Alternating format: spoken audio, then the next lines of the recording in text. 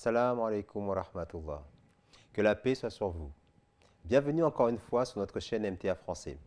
Surtout, n'hésitez pas à nous écrire à mtafrançais@mta.tv si vous avez des questions ou si vous voulez faire des remarques quelconques.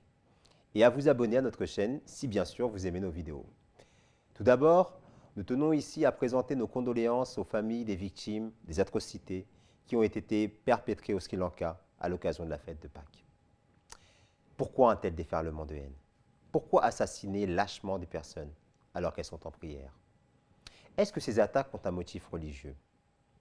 Les prophètes de malheur, qui appellent de leur vœu une guerre civile dans notre pays, analysent ces tueries en leur donnant systématiquement une dimension religieuse.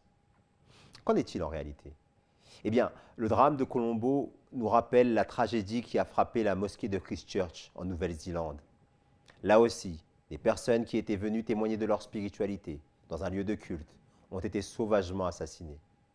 Malheureusement, on se rend compte ces dernières années que les lieux de culte, censés être des refuges, des endroits de paix et de sécurité, peuvent désormais devenir des endroits où des lâches viennent y semer le chaos. Et tous les cultes, sans exception, sont visés par cette haine. Rappelez-vous, à Pittsburgh, où 11 juifs innocents ont été massacrés lâchement alors qu'ils profitaient du sabbat pour se recueillir dans leur synagogue. Rappelez-vous, en janvier 2017, quand 6 priants furent assassinés dans une mosquée au Québec. Rappelez-vous encore du Père Hamel à Saint-Étienne-du-Rouvray en 2015, fauché pendant une messe. C'est au nom de la suprématie de la race blanche ou au nom de la haine de l'Occident que le sang de gens innocents est versé gratuitement.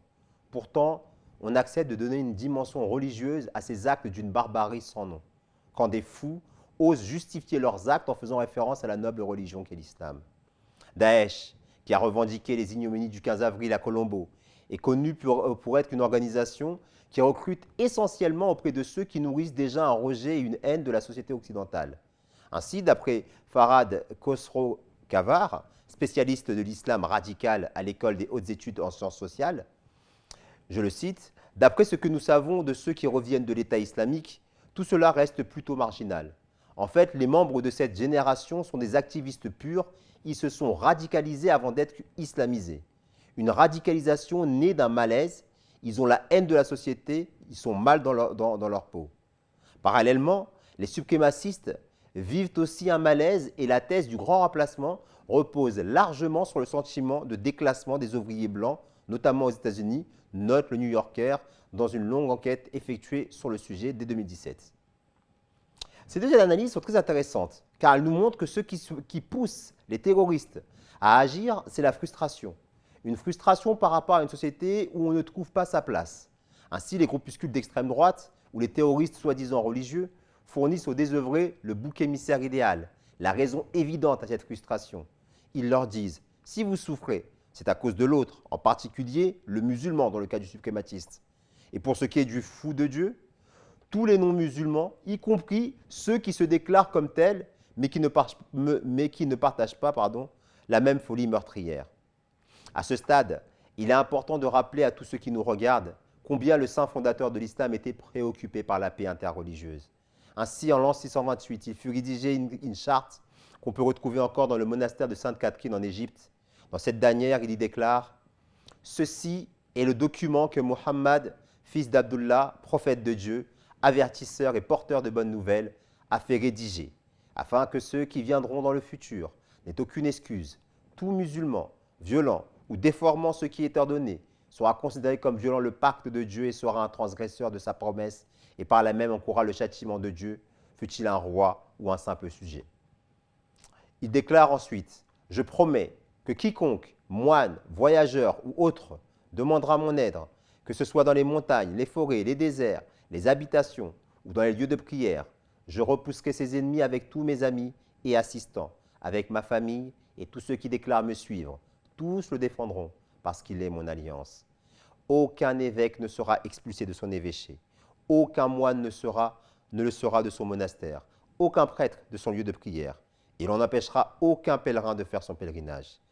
Aucune de leurs églises ou autres maisons de prière ne sera ravagée, détruite ou démolie. Aucun matériau de leur église ne sera utilisé pour construire des mosquées ou des habitations pour les musulmans. Tout musulman faisant de la sorte, sera considéré comme s'opposant à Dieu et à son prophète. Fin de citation. Et ces paroles ne sont pas restées lettres mortes, car même en période de guerre, lorsque les musulmans étaient victorieux, la tolérance et les libertés religieuses étaient garanties.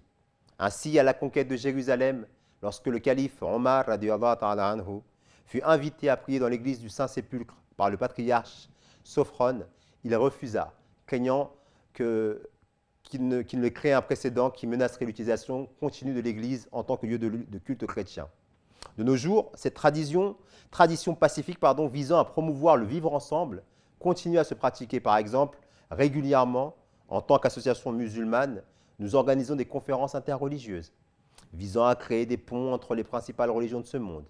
Nous lançons, quand le besoin se fait sentir, des marches de charité pour restaurer des édifices religieux, comme ce fut le cas il y a quelques années pour l'église Saint-Germain-de-Thore à Saint-Prix, qui est d'ailleurs inscrite au monument historique depuis 1926. Enfin, l'islam nous enseigne que quiconque tuera une personne, c'est comme s'il avait tué l'humanité tout entière. Et quiconque donnera la vie, c'est comme s'il avait donné la vie à l'humanité tout entière. Ainsi, pour honorer les victimes du 11 septembre et souligner l'enseignement essentiel de l'islam concernant le caractère sacré de la vie, les musulmans aux États-Unis ont commencé à organiser des collectes de sang dans tout le pays depuis 2011.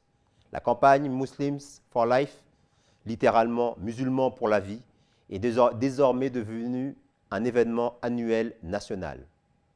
Finalement, le terrorisme n'a qu'une seule religion, qui est celle du rejet de l'autre. Il est temps aujourd'hui d'arrêter de stigmatiser la religion et de la rendre coupable de crimes qu'elle condamne et dont les fidèles sont malheureusement trop souvent les premières victimes. Ce faisant, on fait le jeu des extrémismes de tous bords et on contribue sans s'en rendre compte à alimenter cette spirale de la haine. Les médias, au lieu de mettre constamment de l'huile sur le feu en invitant régulièrement des racistes démagogues uniquement intéressés par la vente de leurs bouquins, devraient mettre en avant les enseignements pacifiques de l'islam pratiqués par la majorité des musulmans et agir comme une force pour le bien et comme une force pour la paix. Voilà, merci d'avoir pris le temps de regarder cette vidéo. Encore une fois, n'hésitez pas à vous abonner à notre chaîne et sur ce, à la prochaine fois pour une nouvelle vidéo et assalamu alaikum wa rahmatullahi ta'ala wa barakatuh. Que la paix soit sur vous tous.